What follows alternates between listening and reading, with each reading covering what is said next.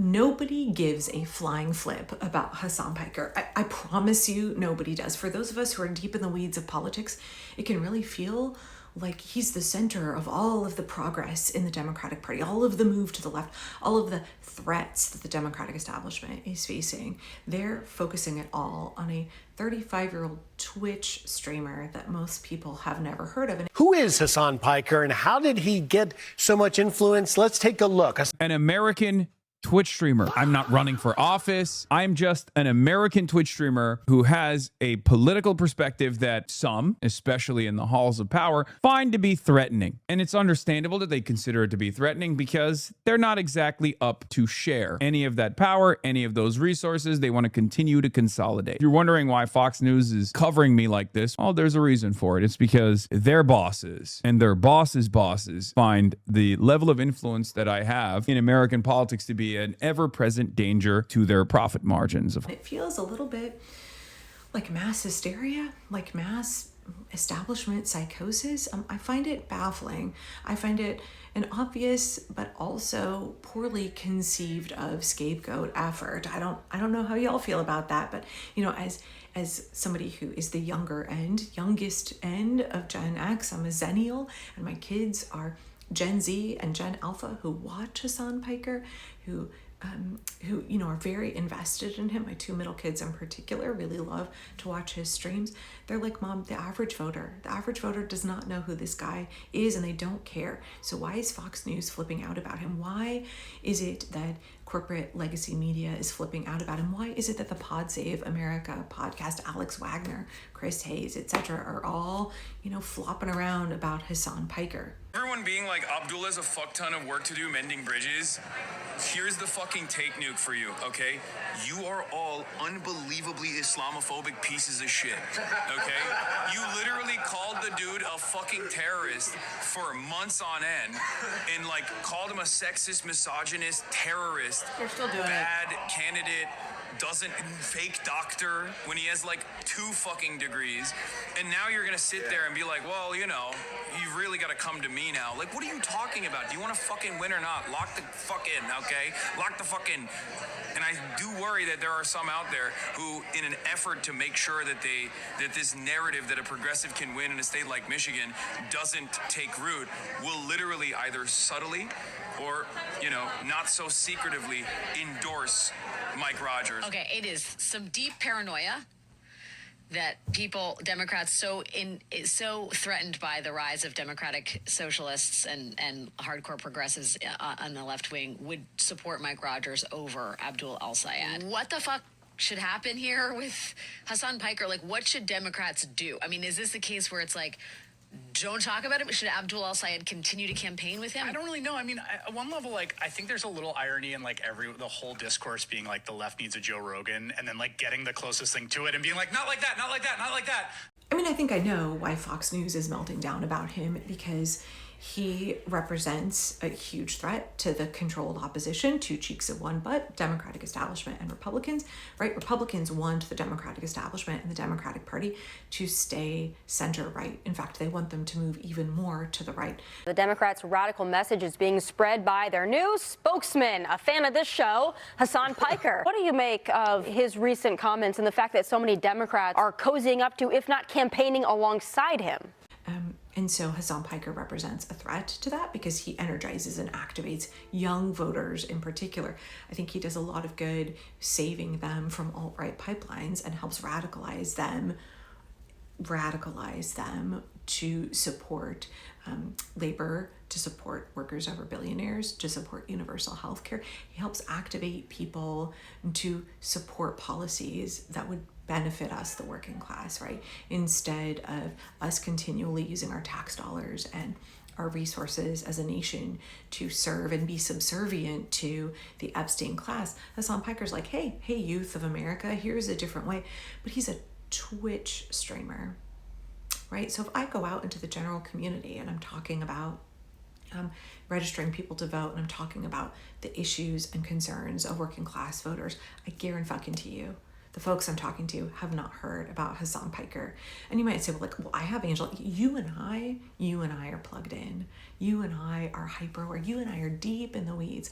We're deep into the punditry, the think pieces. I would argue to our own detriment. I would argue that is not time well spent. It's just why I'm trying to do less coverage of that kind of material. And I'm spending fewer of my life hours consuming all of these think pieces. Publicly exposing the rot could make moderate voters think the entire Democratic Party has been infected. But I don't think silence is really going to hide it. I saw a crazy thing from the weekend where there was a college Democrats convention, which I was actually invited to participate in, and I couldn't make it. Hasan Piker was dressed like Mao. What? And I guess Destiny tried to show up, and he was banned from entering allegedly because the Mao-dressed Piker didn't want him there. Republicans are going to put these clips everywhere. Like, people seem crazy when they see this stuff. How's it even pronounced? And they are going to abolish the police. I've got so many friends on the left texting me and saying, David, we're not going to allow the same thing to happen on the left that Trump and MAGA did to Republicans, are we? What, you mean winning? Like, I'm sorry. They have an odious worldview on the right. They're horrible monsters. But the one thing you can't say is they're unsuccessful. They have to make a scapegoat out of Hasan Piker. And when you look at Fox News in particular, right, it's the Islamophobia combined with their new Red Scare, like calling him a communist or a socialist. That's all meant to try and scare Republican voters, not because they were ever going to vote for somebody who was DSA. Maybe they would, right? Because the folks who were more conservative, blue-collar Americans who voted for Bernie, a lot of them went and voted for Donald Trump because they believed his message that he was a populist when he never was. He was a faux populist, lying through his teeth, a billionaire, guys. Not going to be supporting the working class. But a lot of those folks got hoodwinked for Donald Trump, and then is there the potential for them to come back the other way? Maybe, but if they're older, if they're millennials, if they're Gen X, the odds of Hasan Piker being the one radicalizing them are pretty low. I think people overestimate his value, but he has said brazen things. He said controversial things. A man who streams his life 8, 10, 12 hours a day is going to say some shit now and then that's who has not said something on the internet that they later regret or like is taken out of context or is imperfect? And I have a lot of issues with Hasan himself, but the way that he is being made into a scapegoat by Fox News, by the Fox News set, predictable, totally predictable. But what about the Democratic establishment? Why are they so afraid of him? What is their concern?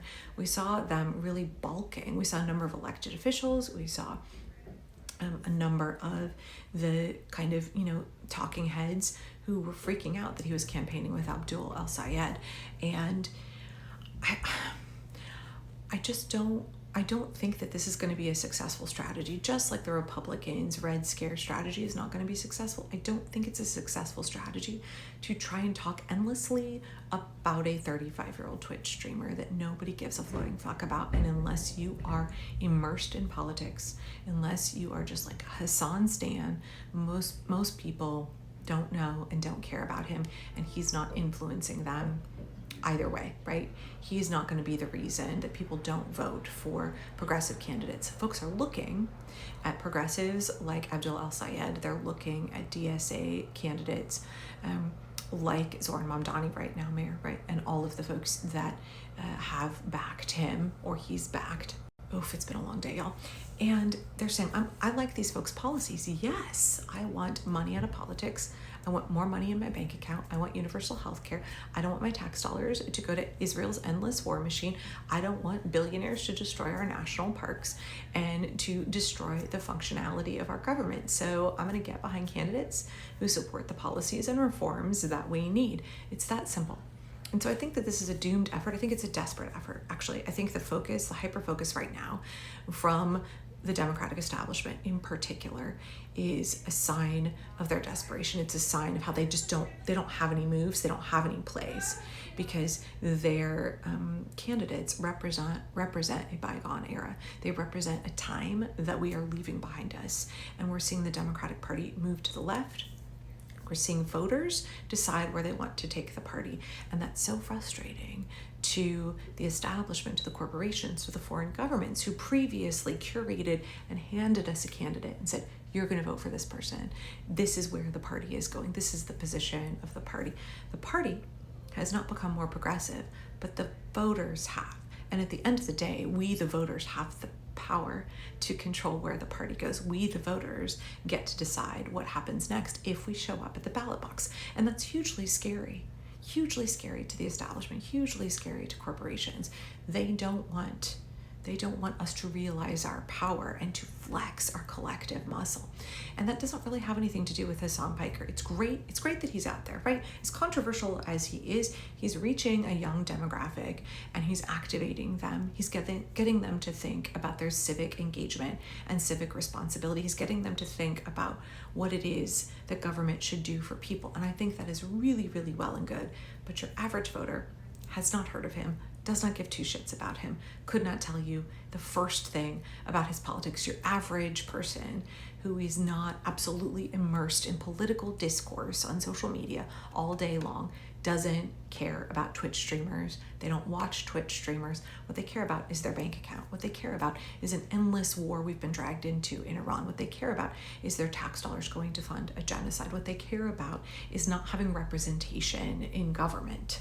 And so you're seeing this building momentum. You're seeing this rise of people, like their consciousness and their desire for civic engagement, their desire to vote, their desire to organize.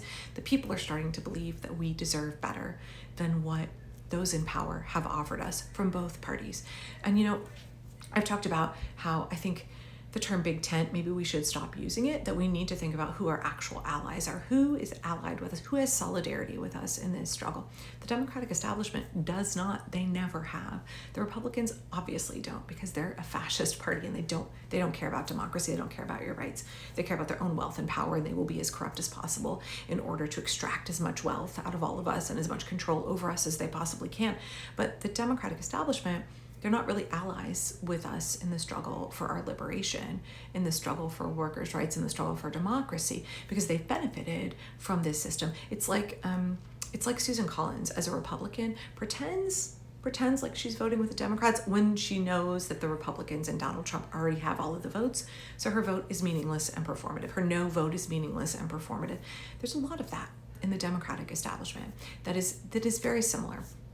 And so folks like Hasan Piker are a threat to the establishment, but it's not really Hasan Piker who's driving what's happening. So they can try and make a scapegoat out of him all they want. It's not going to land right. It's not going to work because the voters are concerned about the issues. They're concerned about their quality of life. They're concerned about the future of this country. And that doesn't just pivot around one Twitch streamer. That doesn't pivot around one celebrity, right? It's a movement based on rights and needs and the future of this country. And so I don't know what you guys think about that, but I don't particularly care about Hasan Piker. I don't particularly care about the discourse around him. I think it is doomed to fail, but I think the movement that is happening in this country is one that is going to continue to build in momentum and be successful.